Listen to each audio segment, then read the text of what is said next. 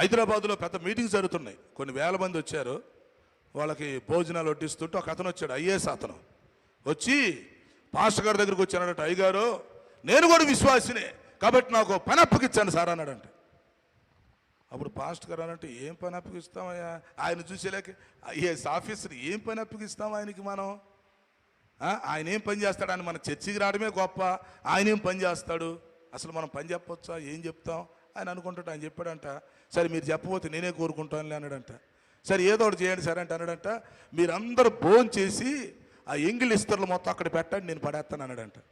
దయచేసి ఆ పని మీరు ఎవరు చేయగాకండి, ఎంగిల్ ఇస్తర్ల పని నాకు అప్పగించన్నాడంట ఐఏఎస్.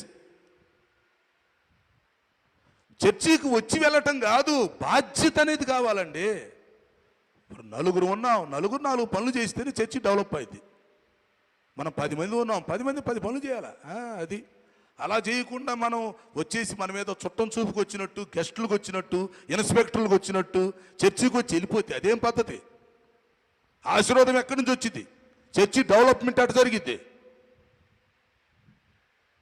కనుక అర్థం చేసుకోవాలి, ఈ స్తంభం అనేది ఎలాగైతే నిలబడి ఆ చక్కగా బరువు మోస్తుందో, ఆ బిల్డింగ్ నిలబడటానికి అది ఎలా తన బాధ్యత చేస్తుందో, మరి సంఘం నిలబడాలంటే, సంఘం అభివృద్ధి అవ్వాలంటే, నూతనాత్మలతో నింపబడాలంటే, ఉద్యోగంగా ఉండాలంటే ప్రతి విశ్వాసి కూడా ఈ దేవుడిచ్చిన తలంతులను బట్టి, ఇంట్రెస్ట్ని బట్టి ఎవరి పని వాళ్ళు చేస్తుండాలి. మేము ప్రభు నమ్ముకున్న కాంచి మాకు ఏ బాధలో శ్రమలో చాలా బాగుంటుందండి అంటే, నువ్వు సరైన భక్తి చేయట్లేదు, 100% గ్యారంటీ. అది క్రీస్తు యేసునందు సద్భక్తితో నివసింపగోరు వారందరూ హింస నొందుదురు. సరైన భక్తి చేస్తే శ్రమ తప్పదో. హలో, నా నామము నిమిత్తం హింసించబడతారు, నిందించబడతారు, శ్రమలు పడతారు, అప్పుడే మీకు పరలోకం. యేసు ప్రభు చెప్పాడు, పౌలు గారు ఏదో చెప్పాడు, పేతురు గారు ఏదో చెప్పారు. మనం వినే బోధ యేసయ్య చెప్పింది అయి ఉండాలి.